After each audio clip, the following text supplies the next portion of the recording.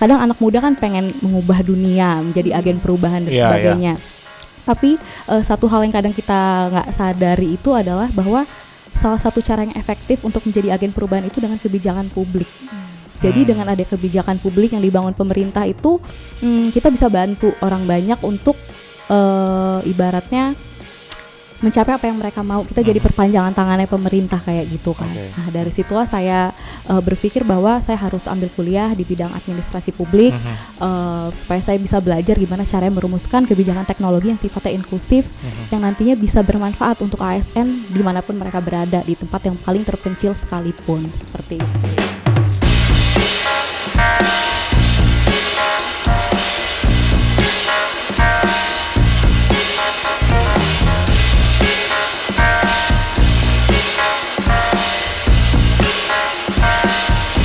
Ya, kembali lagi di Ngartis Ngobrol Asik bareng Tribun Sumsel dan Sujaya Pos bersama saya Vano Tahalil dan juga dan saya Isratna, co-hostnya Vano. Iya, dan acara hari ini bakal sangat istimewa sekali ya. Yes, terus ini juga pasti jadi episode yang mungkin kalau kemarin kan menghadirkan bintang tamu yang memang memberikan motivasi positif gitu. Betul. Nah, hari ini juga kita akan begitu, tapi lebih kayak cerita yang sebetulnya ini emang bikin anak muda jadi lebih semangat gitu. Betul, ya episode terakhir kan kita bahas tentang prestasi anak muda di Palembang yang selama ini kita nggak tahu. Betul. Kali ini juga sebenarnya kita mau bahas prestasi anak muda di Sumatera Selatan lagi nih. Iya dong. Iya, dan tamu kita pada sore hari ini ada Faiza Ufaira Yusuf atau biasa disapa Vira. Kasih tepuk tangan dong.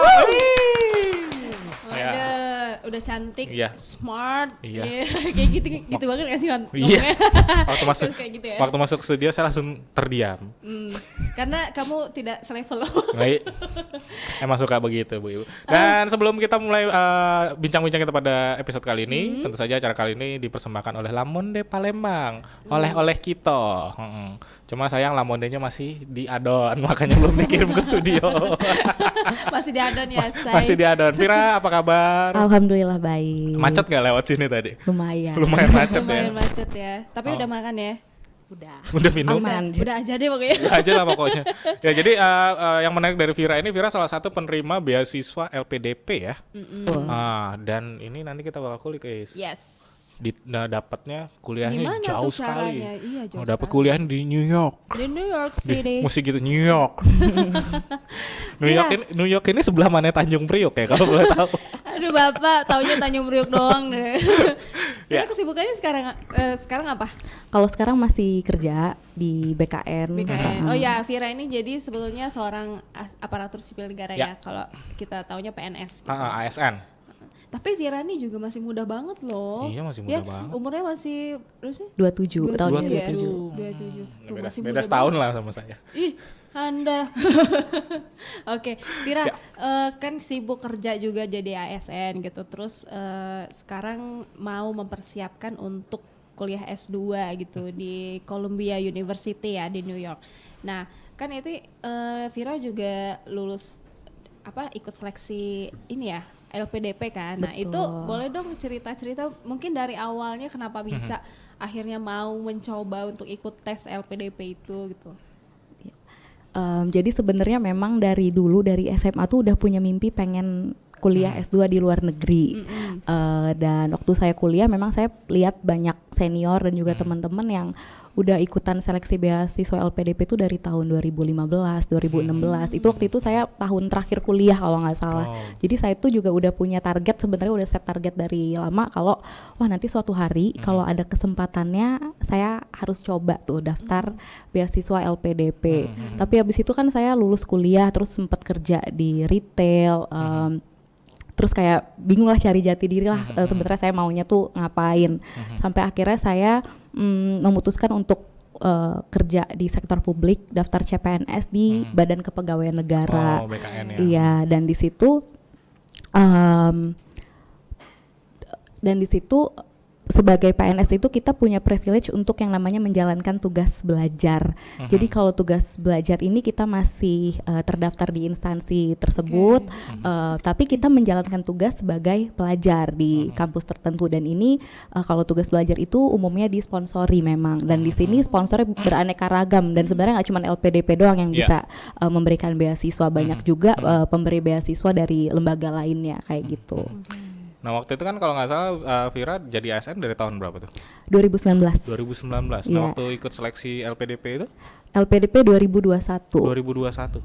Nah kan ASN nih maksudnya di tempat kerja pasti lumayan hektik lah ya, lumayan sibuk. Betul. Waktu itu bagi-bagi waktunya gimana tuh? Persiapan untuk persiapan seleksi sama ngatur jam kerja tuh repot nggak waktu itu? Iya, sebenarnya lumayan tricky. Jadi sebenarnya ada alasan kenapa saya daftar itu di tahun 2021, karena kita tuh sebagai PNS, saya kan baru diangkat tahun 2020 sebagai PNS, dan itu tuh ada syaratnya kita baru boleh menjalankan tugas belajar atau daftar program beasiswa itu 2 tahun setelah kita jadi CPNS kayak oke, gitu. oke, Jadi oke. memang baru bisa daftar di tahun 2021. Saya emang udah ada target kalau nanti tahun kedua jadi PNS, saya mau daftar, mau cari beasiswa ke luar negeri. Tapi sejujurnya di awal saya masih belum tahu purpose saya itu apa kuliah.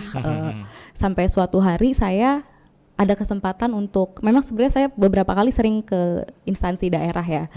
Saya itu bertanggung jawab untuk 4 provinsi di wilayah kerja Sumatera Selatan. Jadi ada Provinsi Sumsel, Bangka Belitung, Bengkulu, dan Jambi. Sumbaksel berarti ya? Iya, Sumbaksel. Satu region Sumatera bagian selatan berarti Betul. ya? Jadi saya memang beberapa kali sering ke Kabupaten Tebo, Bungo di Jambi, terus ke Empat Lawang dan sebagainya.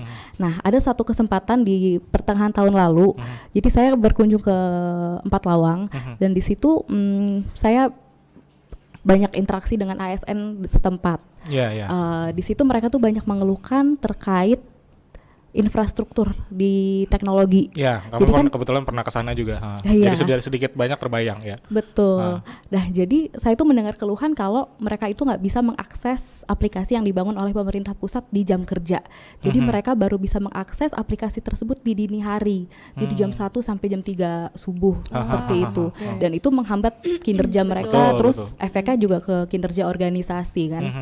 Nah, dari situ baru saya kayak dapat aha momen ya, ibaratnya kayak gitu, kalau ini nih yang kayaknya yang bisa dikulik, dan ini juga bisa jadi sarana saya untuk bisa ngasih impact yang jauh lebih besar di masyarakat, khususnya ASN yang ada di daerah kan, bahwa ternyata ada fenomena di mana terjadi ketimpangan teknologi di sini, dan juga adanya digital gap, dan saya sadar peran saya sebagai ASN itu di sini bisa dimainkan dengan cara, kalau saya tahu gimana nih cara menjembatani digital gap gap tersebut. tadi, iya. Dan disitulah saya mulai merumuskan kayak story-nya, gimana kita sebagai ASN bisa berperan dalam perumusan kebijakan terkait ketimpangan teknologi seperti itu. Jadi saya di situ berpikir bahwa kadang anak muda kan pengen mengubah dunia menjadi agen perubahan dan Iya, sebagainya. Tapi satu hal yang kadang kita nggak sadari itu adalah bahwa salah satu cara yang efektif untuk menjadi agen perubahan itu dengan kebijakan publik. Jadi dengan ada kebijakan publik yang dibangun pemerintah itu, kita bisa bantu orang banyak untuk ibaratnya mencapai apa yang mereka mau. Kita jadi perpanjangan tangannya pemerintah kayak gitu kan. Oke. Nah, dari situlah saya berpikir bahwa saya harus ambil kuliah di bidang administrasi publik, supaya saya bisa belajar gimana caranya merumuskan kebijakan teknologi yang sifatnya inklusif, yang nantinya bisa bermanfaat untuk ASN dimanapun mereka berada, di tempat yang paling terpencil sekalipun, seperti itu. Iya, kan. Keren. Karena emang nggak bisa dipungkiri sih di beberapa daerah tuh digital gapnya berasa banget. Iya. Ya, salah satu Empat Lawang, Betul. kita juga belum lama ini kan habis kesana tuh. Jadi udah terbayang situasinya seperti apa. Tapi memang ini tuh sebenarnya juga jadi alasan kuat Vira ya, maksudnya kayak emang ternyata dibalik mungkin stigma negatifnya orang-orang publik tentang ASN yang katanya cuman santai doang, sebetulnya Oknum. iya, Nah, kita harus tekan oknum ya, ya. oknum ASN yang supaya memang nggak menuduh oknum.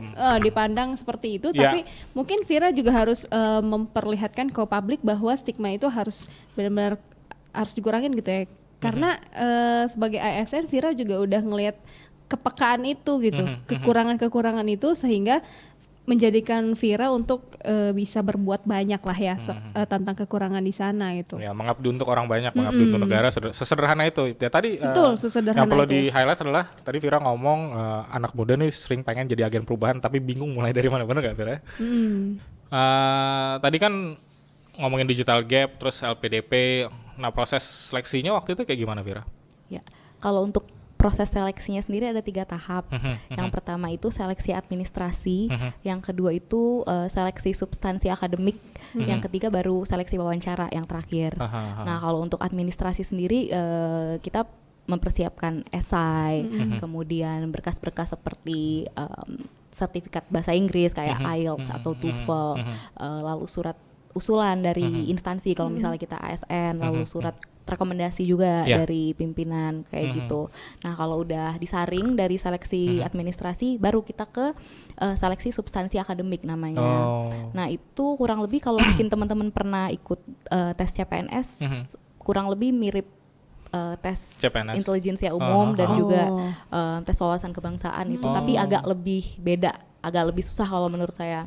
Seperti itu. Dibanding. Nah, dari tadi kita ngomongin LPDP Iya, terus nih kan. benar. Nah, sebenarnya LPDP ini apa sih, Vira? Mungkin bisa cerita ke teman-teman Ya, ngobrol setelah yang Vira udah terjun langsung gitu kan ikut tes. Nah, LPDP itu seperti apa sih gambarannya mungkin? Ya, kalau LPDP sendiri merupakan lembaga pengelola dana pendidikan di bawah Kementerian Keuangan Republik Indonesia, di mana LPDP itu memang memberikan beasiswa ke seluruh bangsa Indonesia tanpa terkecuali dengan penggunaan dana abadi. Jadi memang sudah dialokasikan dana abadi tersebut untuk orang-orang yang mau melanjutkan pendidikan ke jenjang yang lebih tinggi, S2, S3. Jadi bukan di bawah Kementerian Pendidikan justru ya? Iya. Jadi di bawah Kementerian Keuangan. Betul. Apa tadi? LPDP, lembaga pengelola dana pendidikan. Itu terbuka untuk semua masyarakat Indonesia? Iya, terbuka untuk umum dan dia memang kalau kita mau daftar itu ada beberapa jalur. Kalau saya sendiri daftar ke jalur beasiswa targeted PNS TNI Polri. Ya, jadi memang dikhususkan untuk pekerja di sektor publik. Pekerja sektor publik. Berarti artinya sebenarnya masyarakat umum yang memang yang bukan ASN lah ya. Iya. Kayak kita anggaplah seperti itu, saya dan itu juga bisa ya? Bisa, itu ada jalurnya namanya seleksi reguler, kayak gitu. Ada juga sekarang itu untuk santri, ulama, ada juga jalur beasiswa afirmasi, ya. Dan itu hanya S2 aja kalau PDP? S3 ada. S3 juga ada. Betul. Tapi sebenarnya dari secara mekanisme ketika kita mengikuti tahapan awal sampai akhir gitu di LPDP sendiri itu, kalau Vira sendiri ngerasanya ada yang sulit nggak sih atau dipersulit atau mungkin justru ini sangat memudahkan kita untuk bisa meneruskan jenjang pendidikan ke yang kita inginkan gitu? Alurnya sih relatif bisa diikuti dengan baik ya selama kita baca syarat-syaratnya dengan teliti ya. Apalagi di awal itu kita memang harus mempersiapkan esai dengan matang seperti kontribusi kita ke Indonesia dan juga semacam personal statement kenapa kita mau kuliah. Jadi memang harus disiapkan secara matang dan dipikirin betul-betul purpose kita mau lanjut studi itu apa dan nantinya apa nih yang bisa kita kasih ke Indonesia, kontribusi seperti apa yang kita bisa berikan seperti itu. Nah, tadi Vira nyebut esai. Berarti waktu proses seleksinya ada penulisan esai kan? Yang waktu itu yang Vira angkat di esainya tuh apa? Boleh tahu nggak? Karena kan perlu kontribusi kita untuk Indonesia, terus tujuan kita belajarin itu apa? Boleh nggak cerita esai Vira tuh waktu itu apa? Siapa tahu bisa teman-teman sama PDP kan jadi penasaran. Betul, apa sih? Kadang mungkin mentoknya di esai itu karena kan. Terus juga boleh ceritain selama proses esai itu seperti apa gitu? Kayak tulis tugas akhir atau nyusun skripsi nggak kayak gitu? Sebenarnya esainya tuh batasi berapa ribu kata, saya sejujurnya lupa, tapi nggak terlalu panjang sih. Yang jelas di esai itu saya kayak secara runut menceritakan kehidupan saya itu dari kayak gimana saya dibesarkan, ke lingkungan seperti apa, dengan keanekaragaman yang ada. Saya sebenarnya sangat meng-highlight poin di mana saya dibesarkan di tengah keanekaragaman agama, suku seperti itu, dan gimana saya juga tinggal bagaimana saya menjadi kaum minoritas pada saat sekolah gitu, karena kan saya waktu itu sekolahnya di yang basisnya pendidikan agama Katolik ya, tapi di situ ternyata malah seru banget karena bisa ketemu banyak orang dengan aneka latar belakang. Nah itu tuh yang saya highlight di paragraf awal pada saat menulis essay. Kemudian habis itu baru secara runut kayak waktu kuliah saya ngapain, terus pengalaman pekerjaan dan bagaimana akhirnya saya memutuskan untuk shifting nih pengen daftar CPNS kayak gitu. Nah baru saya ceritakan pengalaman yang saya bilang tadi, yang saya ke daerah, kemudian ketemu banyak ASN yang banyak keluhannya dan saya juga menceritakan tentang keresahan saya tentang gimana nih saya ada di situ, mereka nanya ke saya tapi saya belum punya solusi yang berarti. Dan di situ saya juga tekankan bahwa kalau saya misalnya memang punya kesempatan untuk belajar lagi dengan beasiswa LPDP, saya bisa pulang dengan bawa solusi untuk ASN-ASN yang mengeluhkan semua itu ke saya dan juga tim yang ada di kantor seperti itu. Oh berarti saya kira esainya itu adalah tentang di mana emang apa nih yang mau kita bawa gitu. Berarti esainya lebih ke itu ya, maksudnya lebih ke cerita kita dari tentang kehidupan kegiatan kita gitu ya? Iya sebenarnya atau memang sebetulnya temanya bebas aja gitu? Dia ada temanya, secara garis besar itu kayak kenapa kita mau lanjut studi, kemudian kontribusi apa yang kita bisa berikan ke gitu. Indonesia. Nah untuk sampai ke kontribusi itu kan nggak bisa langsung langsung ke plug situ, gitu jadi ya. kayak harus ada ceritanya yang disusun, jadi ada benang merahnya kayak gitu. Jadi mereka juga sebenarnya lihat dari proses awalnya kenapa akhirnya memutuskan untuk ikut seleksi ini dan akan memberikan kontribusi apa untuk negara ini kan. Iya, jadi proses berpikir kita juga kelihatan Iya, kan di betul, essay itu betul. seperti itu. Karena kan kalau essay bukan cuma 1-2 baris tadi kan panjang Iya, biasanya. iya, Makanya menarik sebenarnya, biasa kadang dari essay dia itu tadi Vira bilang dari essay itu kelihatan cara berpikirnya seperti apa gitu. Betul, dan itu juga yang sebenarnya mungkin dijadikan bahan pertanyaan oleh pewawancara pada saat seleksi tahap ketiga, yaitu wawancara itu. Jadi sebisa mungkin kita memang konsisten dengan apa yang kita tulis dan apa yang akan ditanyakan oleh pewawancara. Jadi harus sinkron. Harus sinkron. Itu betul. sih menurut saya. Bahwa esainya benar-benar ditulis sendiri. hasil pikiran sendiri iya, gitu ya. buah Benar. pikiran Nah, kita. dan memang cita-citanya tertuang melalui esai itu. Betul. Tapi ini ya, kan ada banyak banget kampus bergengsi di luar negeri gitu. Kenapa akhirnya Vira memilih Columbia University? Iya, sebenarnya pada saat saya daftar LPDP itu saya daftar tanpa letter of acceptance. Jadi waktu itu saya belum diterima di kampus manapun, tapi saya bisa milih nih 3 kampus yang ada di list LPDP, kampusnya apa aja. Di situ saya nggak milih Columbia sejujurnya, karena saya berani bermimpi untuk daftar ke sana aja nggak sama sekali. Iya. Awalnya gitu ya. Bener, karena syaratnya juga tinggi, kriteria IELTS saya juga di atas yang saya punya, jadi kayak wah nggak deh gitu, nggak kepikir malah sama sekali. Jadi waktu itu saya daftar di 3 kampus. Yang pertama itu di University of Leeds di Inggris, kemudian Victoria University of Wellington di New Zealand, Selandia Baru. terus di Ohio State University Di Jepang, Michigan. Amerika. Iya, Amerika. di Ohio. Terus saya daftar yang pertama itu jurusannya administrasi publik, yang kedua e-government, yang ketiga sama Master of Public Administration juga. Udah tuh, saya waktu itu mau ke Leeds karena Leeds itu kan kotanya kecil ya, jadi di situ tenang ya, dia nggak hiruk pikuk. Jadi saya tertarik banget nih kalau misalnya setahun di sana. Oh ya, dan terus kalau di Inggris itu belajarnya cuma setahun, jadi nggak usah lama-lama. Dulu saya mikirnya gitu. Nah kalau Vira di Columbia ini dapat 21 berapa? bulan. 21 bulan, hampir 2 tahun. Hampir 2 tahun, Nah, kayak gitu. Dan terus kalau di Leeds ini dia juga banyak modul-modul tentang inequality studies, jadi studi tentang ketimpangan, gimana ketimpangan itu bisa terjadi berdasarkan berbagai faktor demografi dan sebagainya, terutama di bidang teknologi. Dan ada juga di situ profesor yang fokusnya juga di bidang inequality study. Udah tenang tuh saya, alhamdulillah lulus kan, tahap 1, tahap 2, tahap 3 lulus. Udah saya insya Allah ke Leeds gitu, saya mikirnya tahun depannya, which is tahun ini kan. Beberapa bulan setelah saya diterima LPDP, saya dapat surat kalau di Leeds jurusan Master of Public Administration akan tutup di tahun 2002-2003, di tahun ajaran tersebut. Jadi saya disarankan untuk daftar untuk ditransfer ke jurusan lain, namanya adalah Master of Social and Public Policy. Gitu. Sebenarnya dia cukup mirip, 70% mirip lah, cuman ada sedikit modul yang memang nggak ada di situ gitu. Okay. Tapi karena di awal saya udah daftar Public Administration, jadi saya nggak boleh tuh transfer ke jurusan yang namanya beda gitu. Akhirnya saya konsul lah ke bagian customer service LPDP gitu, dan saya disarankan untuk daftar ke kampus yang kedua. Dah saya daftar ke kampus yang kedua di Wellington itu sama. Saya keterima, jurusan e-government ditutup di tahun ajaran ini dan ditransfer ke jurusan lain namanya Public and Policy Management. Sebenarnya bisa aja sih kalau kita mengajukan pindah kampus ke jurusan itu, tapi saya kayak nggak yakin sama diri sendiri bisa nggak nih gitu. Sementara untuk daftar kampus yang ketiga itu kendalanya belum buka pendaftaran, baru buka ke tahun berikutnya gitu. Jadi wah gimana nih gitu, saya dikejar waktu ibaratnya kan. Akhirnya saya konsul lagi gitu, apa sih tata cara supaya kita bisa melakukan perpindahan kampus, terus kampus-kampus mana aja yang bisa.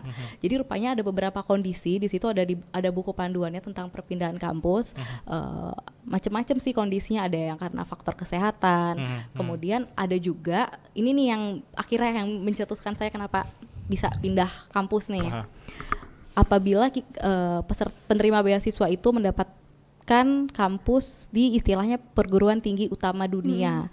Jadi perguruan tinggi utama dunia itu ada Columbia, ada Stanford, dan list-list universitas yang saya nggak pernah kepikir untuk daftar sebelumnya karena kayak nggak mungkin saya daftar karena ke kayak pesimis sini duluan gitu ya. Betul, kayak udah takut duluan sebelum mulai gitu. Tapi kalau dipikir-pikir lagi, wah mentok karena Ohio belum buka pendaftaran, saya harus daftar nih sekarang karena saya nggak bisa sebulan 2 bulan kayak hidup dalam ketidakpastian. Ini harus maju nih. Akhirnya saya cari-cari kampus gitu kan, sempet pengen coba Cornell, UCLA, sampai akhirnya saya memutuskan ke Columbia. Itu kenapa?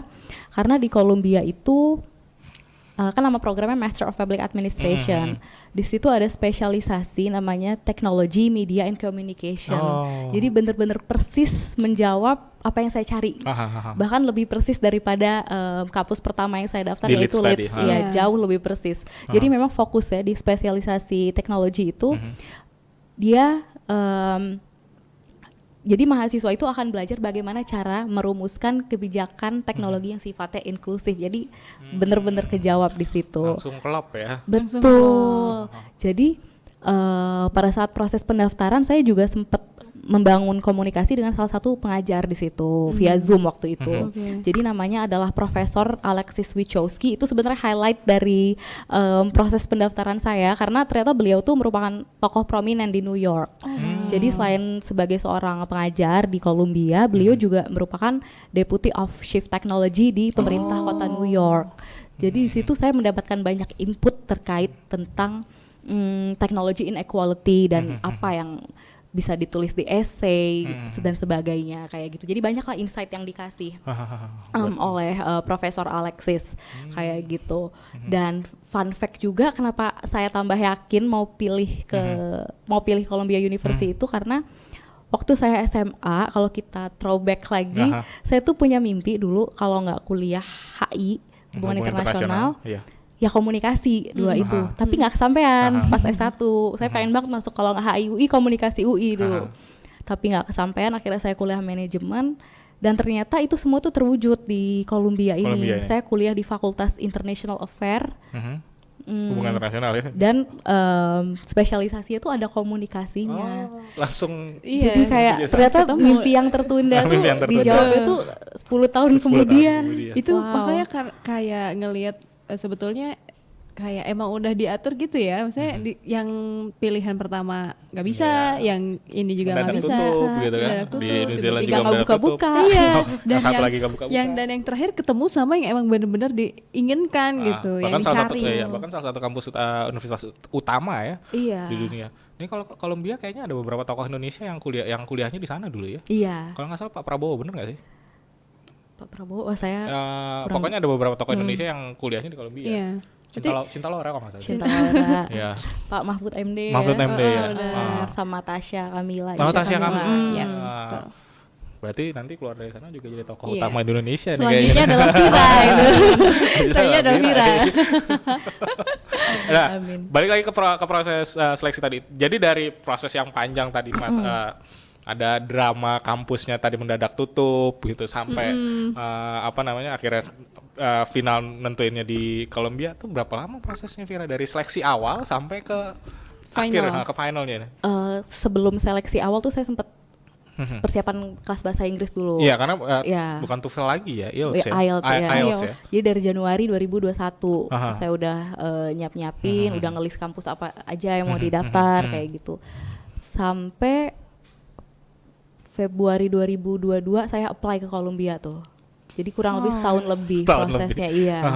Setahun lebih sampai akhirnya bulan Maret 2022 dapat pengumuman dari Columbia kalau rupanya alhamdulillah keterima. Ya, setahun 2 bulan jadi kurang lebih. Proses untuk seleksinya aja sampai setahun lebih, persiapannya aja Iya. udah panjang Sampai- banget ya, persiapannya setahun lebih. Jadi kalau misalnya sebetulnya kemarin tuh mikirnya sederhana ya, kayak S2 langsung masuk, kayak ternyata nggak segampang Nggak itu juga. segampang itu Bu. Berarti proses persiapannya Panjang banget panjang satu tahun lebih ya berarti Tapi persiapannya. pada saat itu Vira mempersiapkan itu kan pasti butuh energi yang terkuras, waktu, terus mungkin belum lagi stres. Nah itu gimana tuh Vira pada saat itu gitu, atau nangis sama ibu atau aduh gimana nih bakalan jadi nggak sih sebetulnya Belum gitu. hektik di kerjaan Iya, tadi kan, belum apalagi hektik di kerjaannya mesti ke pekerjaan. daerah-daerah Itu terpencil gimana terkadang. menghadapinya? Itu bener banget sih, kayak kadang kita udah repot di kantor, mana rumah jauh ya, PP Iya, iya. bisa berapa jam gitu. Belum lagi pulang kadang masih harus ada kerjaan lagi, terus baru nyiapin application beasiswa dan sebagainya.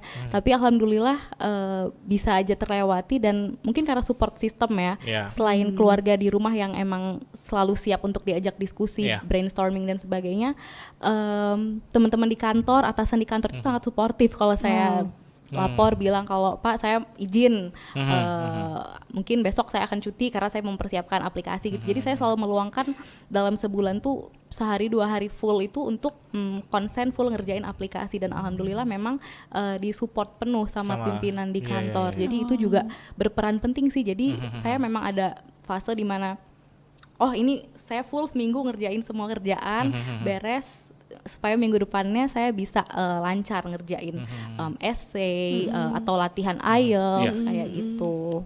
Tapi ya menarik ya, maksudnya selain support system, keluarga tentu saja pasti Iya, support pasti, kan, tapi pasti. tempat kerja juga support. Iya, jarang-jarang ada ya misalnya. jarang gitu. Kadang-kadang Betul. orang harus sembunyi-sembunyi dulu ya untuk sembunyi-sembunyi, Iya, tahu-tahu itu ada sih, begitu. saya gitu beruntung kan. sih, bisa dibilang sangat beruntung karena mereka sangat ngerti, dan saya bener-bener cerita, Pak misalnya saya minggu ini kerjain ini gitu, boleh nggak Pak saya izin beberapa hari gitu cuti gitu untuk ambil intensif IELTS. Jadi saya waktu itu sempet tes IELTS 3 kali sebenarnya Mbak Mas. Iya, supaya bisa masuk ke Columbia ini, karena IELTS saya belum cukup kan. Jadi di situ saya memang bener-bener minta waktu, minta izin ke pimpinan supaya bisa fokus dulu untuk tes IELTS saya beberapa hari.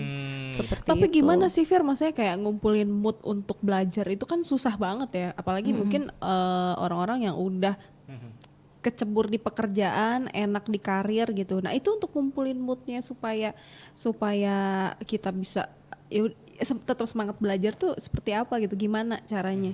Iya. Gimana ya? Sebenarnya saya tuh tipenya kalau lagi mengejar sesuatu itu akan terus saya kejar. Jadi justru saya emang kayaknya selalu on the mood gitu, selalu in the mood untuk ngerjain itu, karena mungkin itu emang bener-bener yang saya pengen. Jadi saya selalu cari cara dan meluangkan waktu. Jadi memang waktu itu untuk ngerjain esai dan nyiapin segala aplikasi beasiswa dan juga kampus itu adalah prioritas utama saya hari-hari. Jadi udah bukan jadi beban lagi sih, malah jadi sesuatu yang asik, karena pada saat kita proses nulis esai dan sebagainya itu kan kita jadi kayak lebih mengenal diri sendiri ya, kayak maunya kita apa, visi misi kita ke depannya apa, kayak gitu. Jadi lebih ke proses yang asik tapi agak ngeri-ngeri sedap karena kita kayak bisa nggak ya, lolos nggak ya, tapi udah jungkir balik pagi ke pagi, bisa nggak sih, tapi alhamdulillah bisa dilewati. Nah untuk sampai di titik Vira yang sekarang ini ya, Vira merasa seperti apa sih dukungan dari keluarga, terutama orang tua ya, dari ibu bapak, mungkin supportnya jenisnya seperti apa, mungkin dari kecil juga Vira udah ditanemin apa nih sampai akhirnya Vira tuh bisa sampai di titik ini gitu? Kalau peran orang tua ya sangat besar ya, karena tadi yang kayak udah saya bilang, orang tua tuh teman saya diskusi hari-hari. Jadi nggak soal tentang kehidupan setiap harinya aja, tapi juga soal esai, soal kerjaan pun saya diskusi itu ke orang tua, baiknya kayak gimana. Kalau dibilang cara saya dibesarkan sih, saya bisa dibilang anak kecil yang bebas ya. Jadi saya itu nggak ada tuntutan dari kecil itu untuk yang belajar, ranking, karena nggak mampu juga, nggak bisa juga, nggak nyampe. Jadi saya nggak ada tuntutan untuk kamu harus matematika nilainya segini. Kan ada ya orang tua kayak gitu ya, harus juara olimpiade sains gitu. Tapi ini enggak ya, alhamdulillah ya. Alhamdulillah nggak ada pressure kayak gitu. Atau kamu harus juara umum kayak gitu. Karena saya punya teman-teman yang kayak kalau dia nggak juara nanti dia nggak boleh begini. Saya alhamdulillah nggak ada. Masa kecil saya bisa dibilang bahagia. Saya menjalankan peran anak-anak sebagaimana mestinya, main, jadi belajar main musik, pokoknya apa yang saya dikasih ruang, betul. Saya dikasih ruang untuk explore apa yang saya suka, apa yang saya nggak suka kayak gitu. Jadi pokoknya kalau menurut orang tua saya itu waktu kecil sampai sekarang sih yang penting tuh kita tuh belajar bahasa Inggris, itu basic ya. Terus ngaji sama belajar musik kayak gitu dulu. Mungkin karena dari kecil udah kelihatan sukanya musik, terus gambar atau mewarnai, jadi memang difokusinnya ke situ. Jadi dari saya SD, SMP, SMA pun ya memang sih kadang ada rasa tertekan kayak kok nilai saya nggak sebagus yang lainnya nih, kok kayaknya susah banget bertahan di sekolah tuh. Kayaknya gimana banget gitu. Bisa naik kelas aja udah puji Tuhan. Terus fun fact, saya tuh kelas 10 ibu tuh pernah dipanggil ke BK. Oh ya, kayak dari beberapa pelajaran tuh cuman sekian yang lulus, susah banget emang kayak untuk naik kelas tuh. Pada saat itu mungkin adaptasi dari SMP ke SMA susah ya. Jadi susah banget, tapi ternyata bisa dilewatin. Bisa lulus SMA ya. Tapi berarti benar-benar ya, maksudnya ruang maksudnya kayak apa, lingkungan keluarga yang demokrasi itu benar-benar bikin kita tuh bebas untuk memilih ya, maksudnya kayak kita tuh mau kemana, kita tuh mau apa tuh kita jadi bisa tahu sendiri gitu maunya apa. Diberi ruang, jadi akhirnya potensinya bisa terpenuhi. Iya gitu. Betul, keluar sendiri gitu. Betul. Jadi kenapa lihat gue? Ya enggak, bukan hidupnya tertekan gitu. Ya bersyukur banget maksudnya Vira selain punya support system di tempat kerjaan yang baik, juga keluarga juga ya support. Dan ternyata dari kecil kedua orang tua Vira ini sudah memberikan ruang untuk menggali potensi sebenarnya. Sendiri ya. Bukan dijorok-jorokin, tapi justru Vira ditantang untuk mengenal potensi sendiri, makanya dari esainya tadi tuh bisa stand out. Betul, gitu. keren banget. Keren banget. Ini menata bahasanya belajar berapa lama nih? Nggak, maksudnya yang menarik kan ini jadi saya jadi tertarik, maksudnya Vira ternyata waktu sekolah prestasinya nggak yang mentereng amat ya. Justru enggak ya. Ini justru motivasi teman-teman juga yang sebenarnya mungkin suka mau ngajuin beasiswa kan suka udah takut duluan ya. Udah cheat duluan bahwa sebenarnya nilai akademis yang baik itu akan lebih kalau punya nilai akademis yang baik, tapi tidak melulu itu sebenarnya jadi faktor utama penilaian seseorang layak atau enggaknya menerima beasiswa ya. Vira punya mimpi yang keren buat bangsa ini. Iya benar karena juga pasti harus menularkan apa ya, kayak influence yang positif juga ke anak-anak muda. Kan biasanya sekarang kayak udah capek kerja gitu, mau S2 aduh nggak bisa sekolah, nggak bisa mikir lagi gitu kan, pikirnya langsung berkeluarga, punya uang banyak, the money is not the problem. Tapi ini intermezzo aja nih Vira udah punya pacar belum sih? Belum. Nah, nantilah. Karena begini, karena apalagi kalau misalnya punya pacar itu support system yang lain biasanya. Iya. Terus tapi kayak bingung kan, nih ninggalinnya berat banget ya gitu. 2 tahun lagi ke luar negeri lagi. Nah, tapi ngomong-ngomong kalau soal luar negeri, di fasilitas dari LPDP sendiri tuh yang bisa kita dapetin tuh apa, Fir? Kalau dari LPDP itu hampir semuanya ditanggung sih. Semuanya? Ya, dari dana transportasi kita ke negara tujuan atau ke kota tujuan untuk yang program dalam negeri. Kemudian uang bulanan, kemudian yang pasti uang sekolahnya, asuransi kesehatan, terus ada tunjangan buku, tunjangan penelitian, terus ada tunjangan seminar internasional juga kayak gitu. Hampir semuanya ditanggung. Berarti semua dari A sampai Z itu ditanggung sama program LPDP ini. Betul. Memang ada yang beberapa nggak ditanggung. Misalnya kalau situasinya di kampus saya itu ada program verifikasi ijazah gitu. Nah itu nggak ditanggung sama LPDP karena memang ketentuan dari kampusnya. Dan itu nggak mencakup ke tuition fee atau apapun itu. Tapi tadi sebelum acara ini dimulai kan Vira sempat cerita sama kita kan kalau nyari tempat tinggal atau kos-kosan di sana tuh cari sendiri. Nah itu nggak Vir kayak minimum budget kosan tuh berapa gitu? Karena New York kan bisa dikenal juga di salah satu tempat tinggal yang mahal ya. Yang hedon ya, Bo. Bukan hedon lagi di sana tuh.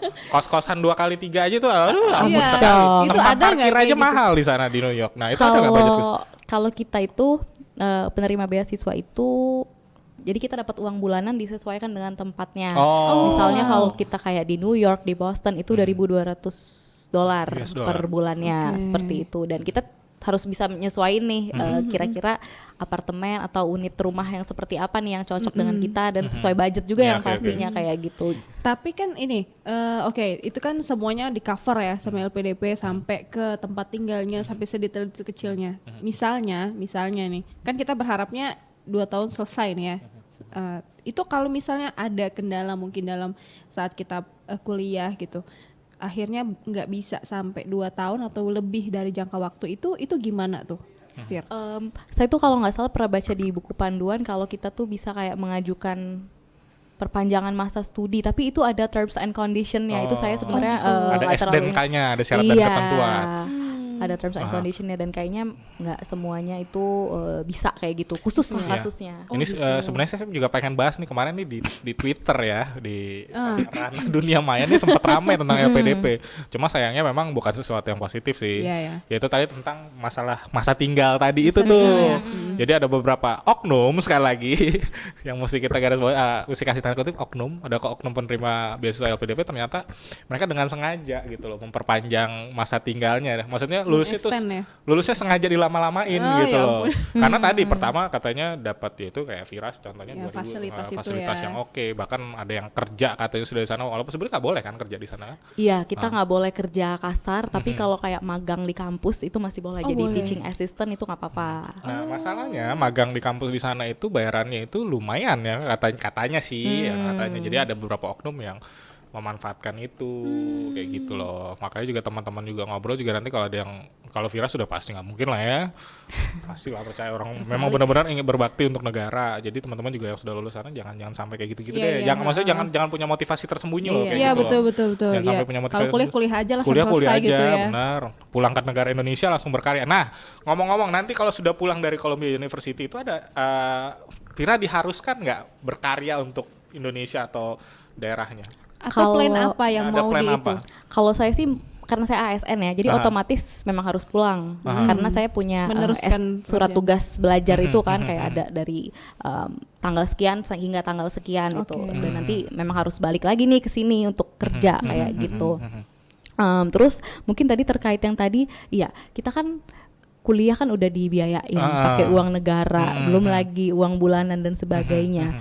Kita itu nggak bisa lo ngebalikin itu semua dalam bentuk materi, ya mungkin bisa aja kalau kita kaya raya. Satu-satunya yang bisa kita kasih balik itu ya pengabdian kita ke negara, apalagi sih gitu yang kita bisa kasih gitu. Jadi kalau saya pribadi ya saya akan pulang, saya akan mengimplementasikan apa yang sudah saya dapatkan di studi yang saya emban betul, dan mungkin nanti impactnya bisa jauh lebih luas kan harapannya ke masyarakat kayak gitu. Tapi udah ada gambaran belum nanti tinggal di sana mau kayak bikin vlog, daily vlog gitu, kuliah di luar negeri kan udah banyak ya. Ada nggak yang mau kayak gitu ya? Paling enggak niatnya adalah untuk memotivasi teman-teman Vira atau anak-anak yang nanti akan mau meneruskan gitu. Boleh Mungkin juga saya tuh orangnya kurang pede ya kalau bikin vlog-vlog kayak gitu tipenya ya. Tapi sempet kepikiran Kepikiran mungkin. ya? Paling nggak share kayak gimana sih Iya, iya. hidup hari-hari di situ. Hidup hari-hari di luar negeri itu seperti apa kayak gitu kan. Dan juga ya, pokoknya saya yang paling menarik itu ternyata Vira akademisnya cukup oke. Maksudnya teman-teman yang tadi mau beasiswanya tuh suka ragu karena kayaknya akademisnya nggak Iya. mampu nih, maksudnya ya TOEFL-nya kurang, sebenarnya nggak masalah yang kayak gitu-gitu. Bukan nggak masalah, itu harus tetap. Harus. Maksudnya jangan minder duluan. Iya. Wah, jangan minder duluan. Yang pasti jangan takut bermimpi. Kadang kita tuh udah keder duluan, belum Iya. apa-apa belum nyoba aja udah enggak. Padahal coba dulu, kita nggak tahu loh potensi kita tuh sampai Iya. mana. Kadang kita nggak yakin sama diri kita sendiri, tapi orang lain yakin loh kita tuh bisa ya. Benar, Orang lain benar, aja bisa, benar. masa kita nggak bisa.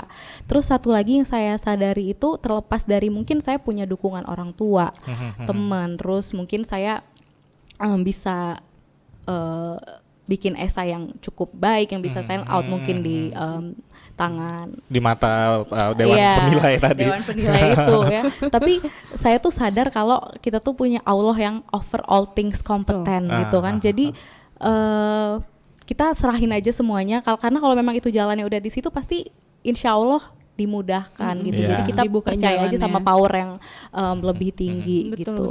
Kerjakan bagian kita, sisanya Tuhan yang kerjakan. Betul Wih, banget. keren banget. Gitu.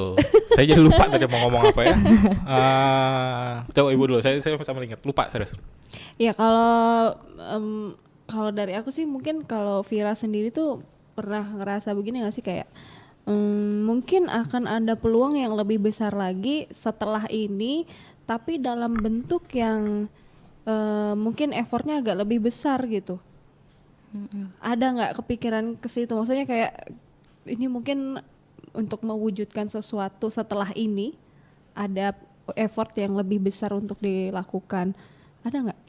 Mungkin pada saat menjalankan proses belajar di sana ya, saya sebenarnya lebih cenderung ke situ sih, yang effort lebih besar yang harus saya lakukan, karena saya harus adaptasi lagi, udah lama nggak sekolah, udah kayak 5 tahun lebih nggak sekolah, terus juggling hidup hari-hari di situ, budaya yang beda. Iya, mempersiapkan culture shocknya belum juga. Betul ya. banget. Dan di sana kita nggak punya Gojek, nggak punya apa yang bisa memudahkan hidup kita kayak di sini. Jadi lebih ke tantangan Tantangan di situ ya. bisa menyelesaikan tanggung jawab studi di situ atau enggak aja sih. Kalau untuk sekarang ya. Tapi ada nggak mau ibu atau bapak akan ada plan juga untuk nemenin Vira di sana beberapa waktu? Kayaknya sih belum. Mungkin harapannya sih pas wisuda orang tua bisa datang hadir ya. kayak gitu. Dalam waktu 2 tahun kurang 3 bulan, bulan. tadi. 3 bulan. Nah, ini pertanyaan terakhir dari saya. Saya sebenarnya pengen nanya dari awal, cuma lupa terus. Vira waktu apply itu sempat ditolak nggak di LPDP itu? Alhamdulillah. Atau sekali langsung jos gitu? Iya, aja? sekali coba. Sekali langsung jos. Keren ya? Nah, tapi kan ya kadang ada orang yang apply kan suka ditolak, terus coba lagi. Jadi Vira tuh sekali langsung dapat ya? Alhamdulillah. Tapi menurut saya yang paling berat tuh tahap kedua sih, seleksi substansi akademik tadi. Oh, oke. Itu yang berat ya? Saya usaha banget di situ karena matematik saya tuh aduh. Oh, ada tes matematika ya? Ada. Saya nggak jadi deh. Ya, Udah mundur dulu ya. Saya nggak jadi deh. Matematikanya bikin saya Tapi ini- pusing ya. Tapi ini aku baru kepikiran. Vira kan lahir dari seorang ibu yang berkarir sebagai jurnalis gitu ya. Kok Vira nggak ikut jalannya ibu gitu jadi jurnalis? Kan pasti dari kecil wah, Iya. ibu keren juga nih gitu kan. Ibu Pasti kayak jurnalis gitu dong, ya, ayahnya kan? juga seorang birokrat ulung gitu. Terus emang dulu juga bapak atlet kan gitu kan. Nah terus kenapa nggak ikut dua-duanya Salah gitu? satu dari Kok ya. ini iya gitu. kenapa ya? Nggak tahu, mungkin karena udah sering lihat kayak apa kerjaannya kayak gitu kan, jadi kayak pengen coba yang lain Iya, kayak iya, gitu, iya. lebih ke kayak gitu sih. Terus saya rasa saya nggak punya nyali segede itu untuk jadi jurnalis deh. Kayaknya jurnalis tuh harus bener-bener berani ya kan, Kayak ibu ya, ibu nggak berani boleh banget ya. capek, harus sering ketemu orang ya kan, kayaknya nggak deh. Kayak gitu ya. Tapi Serahkan pada ahlinya. daya juangnya nggak berkurang. Betul, Daya daya juang nggak juang- berkurang. benar-benar. Dan menghapuskan stigma-stigma yang negatif-negatif tadi tuh kayak gitu. Dia bisa libas itu semua. Bebas sih itu ya. semua. Vira, terakhir. Oke. Bukan pertanyaan, bukan juga jargon. Mungkin Vira mau kasih pesan-pesan buat teman ngobrol. Penonton kita namanya teman ngobrol. Mungkin teman-teman ngobrol yang juga lagi mungkin saat ini sedang menghadapi proses seleksi atau mungkin punya cita-cita yang sama untuk kuliah di luar negeri. Lagi mempersiapkan juga mungkin. Mungkin closing statementnya silahkan sambil lihat ke kamera di sana. Buat teman-teman ngobrol yang mau daftar beasiswa, kebetulan besok tanggal 5 pendaftaran terakhir seleksi LPDP tahap 2. Iya. Semangat, persiapkan esainya dengan baik, konsisten dengan apa yang ditulis, terus cari story yang menarik untuk dituangkan di esai, dan percaya sama kemampuan kita kalau kita bisa, dan kalau kita tahu apa yang kita mau, kita pasti akan benar-benar meluangkan waktu untuk itu. Jadi jangan takut nggak punya waktu atau misalnya capek karena kerjaan hari-hari. Kalau misalnya kita memang memprioritaskan hal tersebut, pasti bisa. Bisa, percaya kalau Vira bisa, semua juga pasti Semua bisa. juga pasti bisa. Ya, sekali lagi terima kasih Vira sudah bincang-bincang Sama-sama. menarik, memberikan Ya, kita terima kasih. memberikan insight yang sangat menarik. Kapan berangkat jadinya? Insya Allah tanggal 21 ini. Tanggal 21 Agustus, ini. iya. Oh, kita ke Oke. bandara juga dadah-dadah. Yeah. Udah kita dari sini aja, Vir. Iya. Hati-hati ya, Vir. Bukan kita numpang ke New York. Iya, jangan dong. Iya. Oke, terima kasih Vira sudah mau ngobrol, berbagi hal-hal yang sangat positif, yang sangat baik, jadi motivasi anak-anak muda di luar sana. Terus juga mudah-mudahan semua lancar ya, Vir. Amin. Keberangkatan, proses belajar sampai lulus, mudah-mudahan Amin. semuanya lancar ya. Jadi sosok yang membanggakan keluarga dan kita semua Iya. tentunya. Amin, Dan tentu Terima saja kasih kita juga banyak. menantikan nanti karya dari Vira untuk Dan cerita bangsa. baru ya, cerita baru ya kita tunggu ya. 2 tahun lagi dong kita ngobrol. Gak apa-apa, yang penting kita tunggu dulu. 2 tahun lagi. Oh enggak, nanti kalau udah setahun kita ininya via Zoom aja Oh, kita. iya. Betul, bisa Podcast jadi. via Zoom. Benar, Ngobrol-ngobrol benar. gimana sih hidup di New York sana menjadi Yes. Mahasiswa apa sih ada istilahnya loh ininya kalau orang Indonesia yang di luar sana tuh. Diaspora. Nah, jadi seorang diaspora di sana tuh kayak apa? Diaspora ya, bukan dispora. Diaspora. Diaspora itu dinas pemuda dan olahraga. Baiklah Vira, terima kasih dan semoga nanti semuanya dilancarkan dari persiapan keberangkatan sampai kuliah di sana seperti tadi udah sampaikan Iya. pokoknya Is. Dan tentu saja doa kita mengiringi Vira sampai berangkat nanti dan Amin. sampai pulang tentu saja. Kita nantikan karya-karyanya nanti untuk Indonesia ya setelah Amin. pulang ke Tentunya. Indonesia. Terima kasih banyak. Baiklah teman ngobrol, itu perbincangan sangat menarik sekali. Tentu saja ini memberikan kita wawasan yang baru Is ya. Betul. Jangan ragu akan kemampuan diri kita, bahwa kadang potensi yang gak kita lihat ternyata dilihat oleh orang lain gitu loh. Dilihat oleh orang lain, dan jangan takut untuk mencoba Ya. karena kita nggak pernah tahu kalau kita tidak pernah mencoba. Wis. Dan tentu saja hari ini ternyata 2 episode ini kita bertemu dengan putra-putri Sumatera Selatan yang ternyata memiliki prestasi-prestasi yang sangat membanggakan. Dan buat teman ngobrol juga di luar sana mungkin kalau ada hidden gem atau permata yang tersembunyi yang Iya, kita boleh. belum tahu, Bawa boleh ke langsung sini. bawa ke sini, kita ngobrol-ngobrol, kita kulik, dan supaya dunia juga tahu bahwa Betul. Sumatera Selatan tidak kekurangan putra-putri yang berprestasi. Yes. Dan tentu saja acara hari ini dipersembahkan oleh La Monde, oleh Kito, ya kan? Kalau datang ke sana ada tulisannya Is, Kate Duonya ya kalau nggak salah Kate ya. Duonya, Kate ya. Duonya. Beneran. Nanti jangan lupa bawa La Monde ke New York ya. Siap. Nanti kayaknya La Monde juga mesti ngirim nih buat bekal Vira dari Palembang ke New York sana. Boljuk nih. Baiklah. Ini juga tidak kalah penting. Jangan lupa like, comment, dan subscribe channel Sriwijaya Post, Sripoku TV, dan juga Tribun Sumsel tentu saja untuk mendapatkan berita-berita terkini dan terpercaya. Di mana Tribun Sumsel dan Sriwijaya Post tentu saja merupakan jaring dari Tribun Network, mata lokal menjangkau Indonesia. Dan akhir kata saya Panata Halil beserta. Dan saya Isratna, pamit undur diri. Kami juga mewakili kerabat kerja siang hari ini. Mengucapkan terima kasih sudah menyaksikan kami bersama Ya. Vira. Sampai bertemu lagi di podcast Ngartis selanjutnya. Tidak ada yang kita kata, kami mohon maaf apabila ada yang kurang berkenan. Sampai jumpa di episode berikutnya. Bye.